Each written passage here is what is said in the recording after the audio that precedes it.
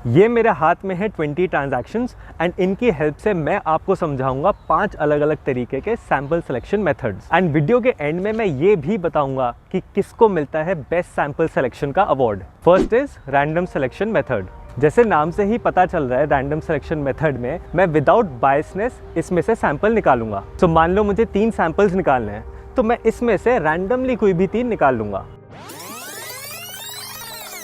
ये 3 सैंपल्स तो मैंने अपने मन से निकाल लिए, बट यही काम आप एक रैंडम नंबर जनरेटर के थ्रू भी कर सकते हो। तो मैं गया गूगल पे और मैंने रैंडम नंबर जनरेटर पे जाके मैक्सिमम वैल्यू जो है वो 20 डाली है, क्योंकि मेरा जो ट्रांजैक्शन साइज है, टोटल नंबर ऑफ ट्रांजैक्शंस है, वो मैक्सिमम 20 है। तो इसलिए मैक्स वैल्यू में मैंने 20 डाला और फिर ये रैंडम नंबर जनरेट करके दे देगा। मुझे 3 सैंपल्स निकालने हैं, इसलिए मैंने 3 बार जनरेट दबाया। रैंडम सिलेक्शन मेथड का ये फायदा होता है कि हर आइटम का ना एक इक्वल चांस ऑफ सिलेक्शन रहता है। Second is systematic selection.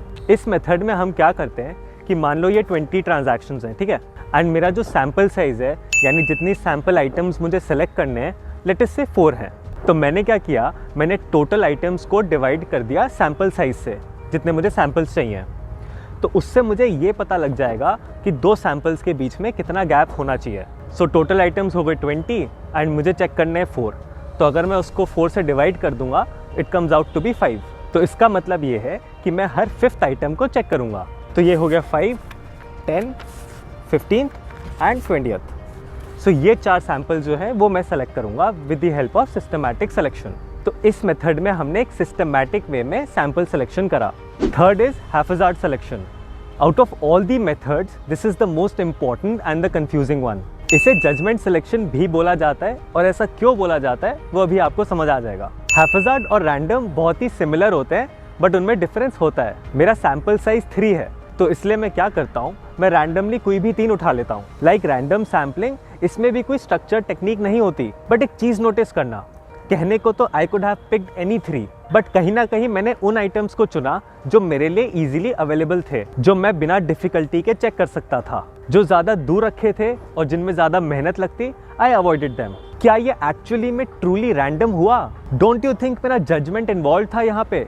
कहने को तो रैंडम था, but did I give equal chance of selection to every item? नहीं, राइट, क्योंकि मेरा पर्सनल जजमेंट इन्वॉल्व था, इसीलिए इसे जजमेंट सिलेक्शन मेथड भी बोला जाता है। Fourth is block selection.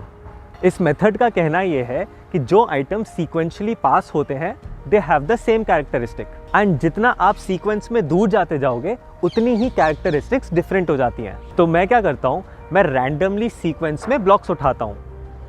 जैसे 7, 8, 9 हो गया, 11, 12, 13, 16, 17, 18, 19। कुछ ब्लॉक्स मैंने स्टार्टिंग में पिक किए, कुछ बीच में से उठाए एंड कुछ एंड में से। इन ब्लॉक्स की हेल्प से मुझे पूरे पॉपुलेशन की जो डिफरेंट कैरेक्टरिस्टिक्स हैं उनके बारे में ना एक अच्छा आइडिया मिल जाएगा, तभी इसे ब्लॉक सिलेक्शन बोला जाता है। Fifth and last is monetary unit sampling. इसके नाम से ही पता चल रहा है कि ये मेथड प्रायोरिटाइज करता है सैंपल्स को on the basis of their monetary value. अगर मेरा सैंपल साइज 4 है, तो मैं क्या करूँगा, मैं नंबर ऑफ ट्रांजैक्शंस में से जो हाईएस्ट वैल्यू के टॉप 4 होंगे ना, मैं सीधा सीधा उनको उठा लूँगा। तो जितना बड़ा अमाउंट होगा उतनी ही वेटेज उसकी ज़्यादा होगी। अब 5 मेथड्स को समझने के बाद बेस्ट सैंपल सिलेक्शन का जो अवार्ड है वो जाता है उस मेथड को जो इक्वल चांस ऑफ सिलेक्शन देता है हर आइटम को, and the award goes to random selection method. Random selection method को मोस्ट एप्रोप्रिएट माना जाता है in most of the situations. So I hope आपको ये 5 मेथड्स अच्छे से समझ आए होंगे। मैं मिलता रहूँगा आपको इसी चैनल पे every Thursday and Sunday. So goodbye, take care.